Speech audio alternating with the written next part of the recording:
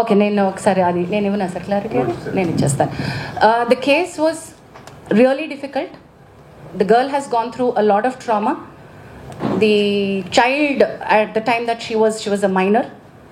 ఆ అమ్మాయి ఎక్స్ప్లెయిన్ చేసినటువంటి course is a period between 16 to 21 జరిగినటువంటి హ్యారస్మెంట్. అది సిస్టమిక్గా జరిగింది. How it started, how it ended మధ్యలో చాలా స్టోరీ ఉంది.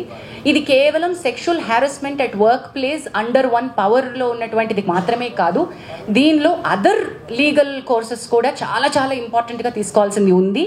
So the committee has every right to say you have to seek a legal respite. ఒకవేళ అమ్మాయి దగ్గర కనుక లీగల్ హెల్ప్ తీసుకోవడానికి, మెడికల్ హెల్ప్ తీసుకోవడానికి, పోలీస్ హెల్ప్ తీసుకోవడానికి తగినంత బలం లేకపోతే ఈ కమిటీ తన ఎంప్లాయర్, చట్టం ఏం చెప్తుందంటే ఎంప్లాయర్ అంటుంది, కానీ ఇక్కడ ఒక ఎంప్లాయర్ని మనం చూపించలేం. కాబట్టి ఆ కమిటీ ఆ అమ్మాయికి హెల్ప్ చేయగలగాలి, అమ్మాయి కేసులో రకరకాల హెల్ప్ ప్రొవైడ్ చేయగలగాలి.